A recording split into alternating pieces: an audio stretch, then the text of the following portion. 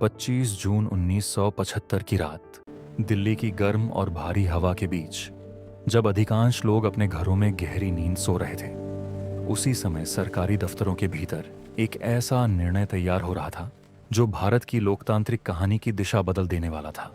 रात लगभग 11 बजे प्रधानमंत्री इंदिरा गांधी ने राष्ट्रपति से मुलाकात कर एक विशेष सिफारिश रखी। कुछ ही देर बाद आकाशवाणी पर एक संक्षिप्त घोषणा प्रसारित हुई। देश में आपातकाल लागू कर दिया गया है। एक ही पल में दुनिया के सबसे बड़े लोकतंत्र ने अपने ही नागरिकों के मूल अधिकार स्थगित कर दिए। लेकिन प्रश्न ये है, ऐसी कौन सी परिस्थिति थी? क्या देश वास्तव में इतने बड़े संकट में था, या सत्ता में बैठी सरकार? इस कहानी की शुरुआत कुछ वर्ष पहले होती है। 1971 का आम चुनाव।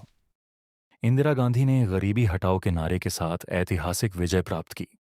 बांग्लादेश युद्ध की सफलता ने उनकी छवि एक शक्तिशाली नेता के रूप में और मजबूत कर दी थी। लेकिन राजनीति में ऊंचाइयां जितनी तेज मिलती हैं, गिरावट का खतरा भी उतना ही बड़ा होता है। विपक्षी नेता राजनारायण ने उनके विरुद्ध इलाहाबाद उच्च न्यायालय में चुनाव याचिका दायर की। आरोप था कि चुनाव प्रचार में सरकारी संसाधनों का दुरुपयोग किया गया। 12 जून 1975 न्यायालय ने अपना फैसला सुनाया। इंदिरा गांधी को चुनावी अनियमितताओं का दोषी ठहराया गया। उनकी लोकसभा सदस्यता रद्द कर दी गई और 6 वर्षों तक चुनाव लड़ने पर प्रतिबंध लगा दिया गया। यह केवल एक कानूनी पराजय नहीं थी, यह सीधे प्रधानमंत्री की कुर्सी पर प्रहार था। देश भर में विरोध तेज होने लगा। जयप्रकाश नारायण, जिन्हें देश जेपी के नाम से जानता था, ने संपूर्ण क्रांति का आह्वान किया। रामलीला मैदान में उन्होंने पुलिस और सेना से भी अपील की कि यदि सरकार अनुचित आदेश दे तो उसका पालन न करें। यह सरकार के लिए खुली चुनौती थी। राजनीतिक वातावरण अत्यंत तनावपूर्ण हो चुका था। महंगाई बढ़ रही थी। छात्र आंदोलनों ने गति पकड़ ली थी। बिहार और गुजरात में बड़े प्रदर्शन हो चुके थे। सरकार को लगने लगा था कि स्थिति नियंत्रण से बाहर जा सकती है। 25 जून की रात संविधान के अनुच्छेद 352 के अंतर्गत आंतरिक अशांति का आधार प्रस्तुत किया गया। राष्ट्रपति फखरुद्दीन अली अहमद ने हस्ताक्षर कर दिए और उसी क्षण से देश का वातावरण बदल गया। अगले कुछ ही घंटों में विपक्ष के प्रमुख नेताओं को गिरफ्तार कर लिया गया। जयप्रकाश नारायण, मोरारजी देसाई, अटल बिहारी वाजपेयी, लालकृष्ण आडवाणी और हजारों कार्यकर्ता। आंतरिक सुरक्षा संधारण अधिनियम के अंतर्गत बिना मुकदमे के गिरफ्तारी संभव थी, और ऐसा ही हुआ। सुबह जब लोगों ने अखबार खोले तो कई स्थानों पर खाली सफेद जगहें दिखाई दी। प्रेस पर सेंसरशिप लागू हो चुकी थी। हर समाचार पहले सरकारी अधिकारियों की अनुमति से गुजरता, तभी प्रकाशित होता। कुछ संपादकों ने विरोध स्वरूप अपने संपादकीय स्तंभ खाली छोड़ दिए। लेकिन धीरे धीरे समाचार पत्र भी मौन हो गए। रेडियो और दूरदर्शन पूर्णतः सरकारी नियंत्रण में आ गए। विरोध की आवाजों की जगह सरकारी उपलब्धियों का प्रचार सुनाई देने लगा। आपातकाल के दौरान संविधान में भी व्यापक संशोधन किए गए। 42वां संशोधन, जिसने संसद की शक्तियों का विस्तार किया और न्यायपालिका की सीमाएं कम कर दी। इसे इतना व्यापक माना गया कि इसे लघु संविधान भी कहा गया। लेकिन आपातकाल केवल कानूनी बदलाव तक सीमित नहीं था।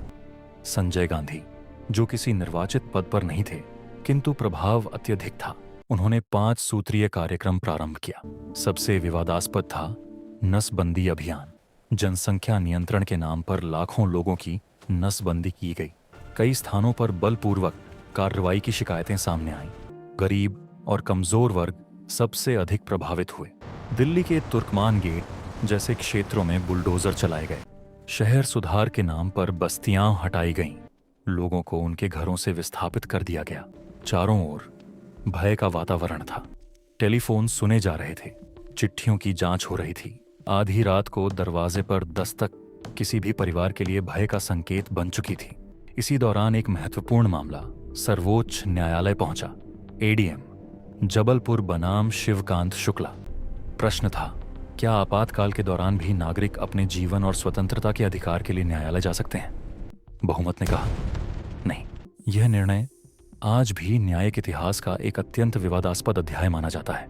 एक न्यायाधीश ने असहमति व्यक्त की, लेकिन उनकी आवाज अल्पमत में रह गई। 21 महीनों तक आपातकाल जारी रहा। कुछ लोग कहते हैं कि रेलगाड़ियां समय पर चलने लगी, सरकारी दफ्तरों में अनुशासन बढ़ा, हड़तालें समाप्त हो गईं। लेकिन क्या मौन को सुधार कहा जा सकता है? क्या भय के वातावरण में आया अनुशासन वास्तविक प्रगति था? जनवरी 1977 अचानक इंदिरा गांधी ने आम चुनाव की घोषणा कर दी। कई लोग आश्चर्यचकित थे। कुछ को लगा कि उन्हें विश्वास है, जनता उनके साथ है। विपक्ष एकजुट हुआ जनता पार्टी के रूप में। देश ने मतदान किया और जब परिणाम आए तो चित्र बदल चुका था। उत्तर भारत में कांग्रेस को भारी पराजय मिली। इंदिरा गांधी स्वयं रायबरेली से चुनाव हार गईं। यह भारतीय इतिहास का अद्वितीय क्षण था। एक शक्तिशाली प्रधानमंत्री मतपत्र के माध्यम से पद से हट गई। आपातकाल समाप्त हो गया। कारागारों के द्वार खुले, नेता बाहर आए, प्रेस ने फिर से स्वतंत्र सांस ली। बाद में 44वें संशोधन के माध्यम से कई सुरक्षा प्रावधान जोड़े गए ताकि भविष्य में आपातकाल लागू करना इतना सरल न रहे। लेकिन 1975 की वह रात एक चेतावनी बनकर रह गई कि लोकतंत्र केवल चुनाव जीतने का नाम नहीं है, वह आवाजों का संगम है, वह प्रश्न पूछने का अधिकार है, वह असहमति व्यक्त करने की स्वतंत्रता है। जब सरकार और देश को एक ही समझ लिया जाता है, तब सबसे बड़ा खतरा जन्म लेता है। आपातकाल ने दिखाया कि संविधान के शब्द तभी तक शक्तिशाली हैं जब तक उन्हें मानने की इच्छा भी शक्तिशाली हो। 1975 का वह निर्णय केवल एक राजनीतिक कदम नहीं था, वह भारत के लोकतंत्र की परीक्षा थी। और शायद सबसे बड़ा प्रश्न आज भी वही है, क्या हमने उस रात से सचमुच कोई सबक सीखा?